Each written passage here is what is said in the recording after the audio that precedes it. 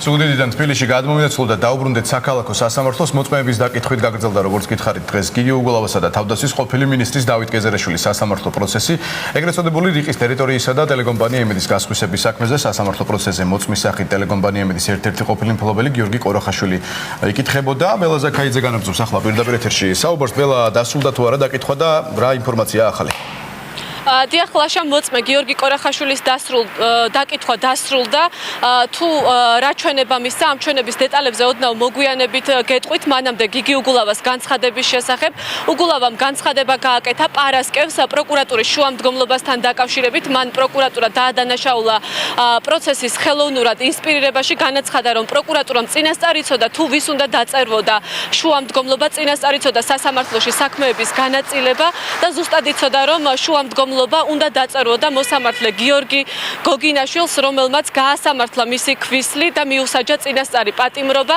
გიგი უგულავას განცხადებით არ შეიძლება, რომ ერთი მოსამართლე ოჯახის ყველა წევრს უსჯიდეს პატიმრობას, ეს იყო არაობიექტური და ამიტომ ითხოვდნენ მოსამართლის აცილებას. უგულავას განცხადებით მოსამართლე გიორგი გოგინაშვილმა ოჯახის ყველა მეურვე პატიმრობაში გაუშვა და 8 ბავშვი მეურვის გარეშე დატოვა. მან განცხადება გააკეთა ასევე 12-ში ცენტრალური საარჩევნო კომისიის მიერ დანიშნულ არჩევნებთან დაკავშირებით. განაცხადა, რომ ცესკომ კოჭი გაუგორა ხელისუფლებას და რაც უფრო ნაადრევად ჩატარდება არჩევნები, ეს ხელისუფლების ინტერესში შედის. ხალხს მოუწოდა, ამომრჩევლებს მოუწოდა, რომ ყველა მივიდეს 12-ში არჩევნებზე და ამით დასრულდეს ხელისუფლების აღვირახსნილობა.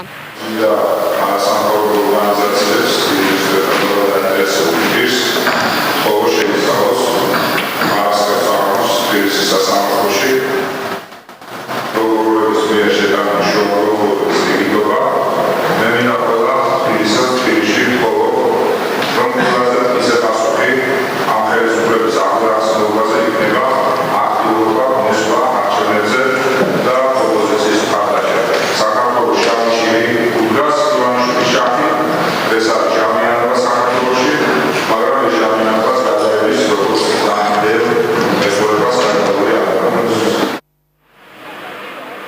უგულავას განცხადებამდე დღევანდელ სასამართლოს ხდომაზე დაიკითხა ტელეიმედის 30 წილის პროცენტის მფლობელი გიორგი კორახაშვილი. მან განაცხადა, რომ 2010 წელს ოფშორში კომპანიას ფლობდა. გიორგი არველაძემ შესთავაზა, რომ ტელეიმედის 30% შეეძინა, მან შეიძინა 30%. ერთადერთი მიზანი ჰქონდა, რომ შოუ ბიზნესში გარკვეული ინტერესები ჰქონდა და ტელეკომპანია იმედი სწორედ ამ ინტერესებისთვის ჭირდებოდა. კორახაშვილმა განაცხადა, რომ მხოლოდ გიორგი არველაძესთან ჰქონდა შეხება გიგი უგულავასთან და დავით კეზერაშვილთან. ამ 2 წლის განმავლობაში, სანამ ტელეიმედში 30% ფლობდა, არანაირი შეხება არ ქონია. მან ასევე განაცხადა, რომ თავისი ინტერესები შოუ ბიზნესთან დაკავშირებით ტელეიმედში ვერ გაატარა და 2 წლის შემდეგ ისიც თანახმა იყო, რომ სხვა დამფუძნებლებთან ერთად პატარკაციშვილებისთვის სიმბოლურ ერთლარად გადაეცა ტელეიმედის წილები.